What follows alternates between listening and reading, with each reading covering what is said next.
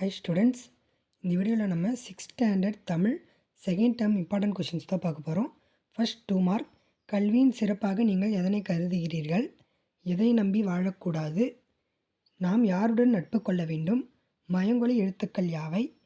நாம் எத்தகைய சொற்களை பேச வேண்டும் என்று வள்ளுவர் கூறுகிறார்? 4 நிலங்கள் என்பன யாவை? மீனவர்கள் தமது வீடாகவும் செல்வமாகவும் கருதுவன யாவை? சிறு வணிக பொருட்கள் யாவை? சுட்டெழுத்துக்கள் என்றால் என்ன? Important question.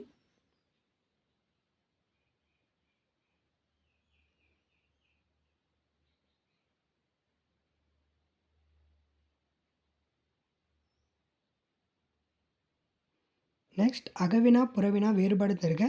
இது ஒரு இம்பார்ட்டன்ட் கொஷின்.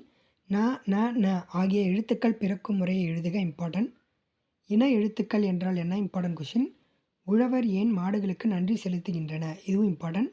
ஆக்கம் யாரிடம் வழி கேட்டு செல்லும்? இது ரிப்பீட்டடான கொஷின்.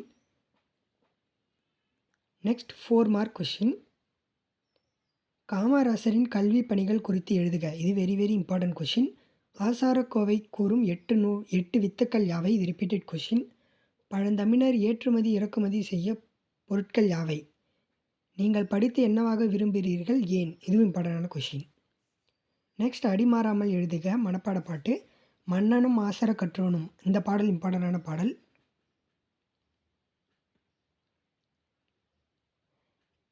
நெக்ஸ்ட் 5 மதிப்பெண்.